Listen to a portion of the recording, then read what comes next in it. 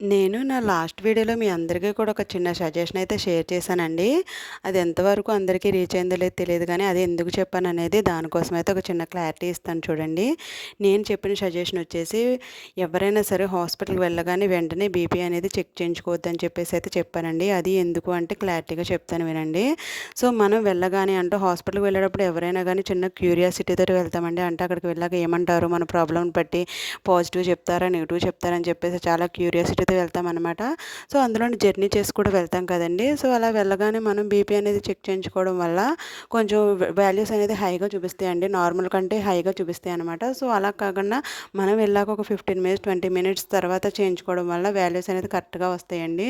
So, నాకెందుకంటే నాకు last time వెళ్ళినప్పుడు హాస్పిటల్‌కి వెళ్ళినప్పుడు నాకు అదే గుర్తొచ్చిందనమాట. వెళ్ళినప్పుడు నేను ఆ పొరపాటు చేశానండి. సో, వెళ్ళగానే చూయించుకోవడం వల్ల వాల్యూస్ అనేది కొంచెం హైగా చూపించినియి.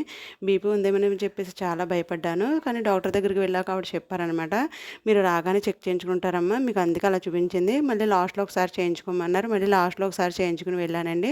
ఏమీ లేదు, నార్మల్‌గానే ఉన్నాయనమాట." సో, నాకు వెంటనే నా ప్రెగ్నెంట్ టైంలో జరిగిన సిట్యుయేషన్ అయితే గుర్తొచ్చింది. నా ప్రెగ్నెంట్ టైంలో కూడా అంతేనండి. 7th మంత్‌లో ఒకసారి ఇలానే జర్నీ చేసి చాలా టైర్డ్ అయిపోయి నేను హాస్పిటల్‌కి వెళ్ళి బీపీ వెంటనే చెక్ చేయించుకోవడం వల్ల చాలా హై బీపీ చూపించిందండి. సో, చాలా భయమేసిందనమాట. సో, ఇలా కాదని చెప్పేసి ఇంకా కొంచెం నేను నార్మల్ అయ్యే తర్వాత చూయించుకున్నాను. వేరే హాస్పిటల్‌లో చూయించుకుని కరెక్ట్‌గా వచ్చినాయనమాట రిజల్ట్స్.